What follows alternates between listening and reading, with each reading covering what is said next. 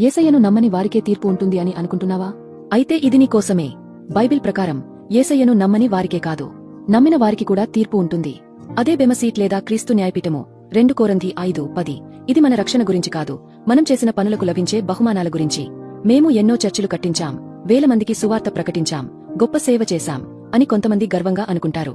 కాని దేవుడు నువ్వు ఏం చేశావు అన్న దానికంటే ఏ ఉద్దేశంతో చేశావు అని చూస్తాడు. 1 కొరింథీ 3:12-15 ప్రకారం మన పనులన్నీ అగ్ని ద్వారా పరీక్షించబడతాయి. బంగారం, వెండి, వెలగల రాళ్లు దేవుని చిత్తాన్ని నెరవేరుస్తూ హృదయపూర్వకమైన ప్రేమతో చేసే పనులు ఈ అగ్నిలో మెరుస్తాయి. ఇవే నీకు పరలోకంలో కిరీటాలను, బహుమానాలను తెస్తాయి. కట్టె, గడ్డి, పొట్టు దేవుని చిత్తం లేకుండా, ప్రేమ లేకుండా, కేవలం మనుషుల మెప్పు కోసం లేదా స్వార్థం కోసం చేసే పనులు అగ్నిలో కాలి బూడిదైపోతాయి. నువ్వు చేసిన సేవ ఎంత గొప్పదైనా దాని వెనుక ప్రేమ లేకపోతే అది దేవుని దృష్టిలో వ్యర్థమే. 1 కొరింథీ 13.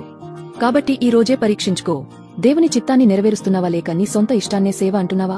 ఒకవేళ నీ పనులన్నీ కాలిపోతే నువ్వు రక్షించబడతావు, కాని పరలోకంలో నీకు దక్కాల్సిన బహుమానాలను కోల్పోయి ఖాళీ చేతులతో నిలబడతావు. ఆమేన్.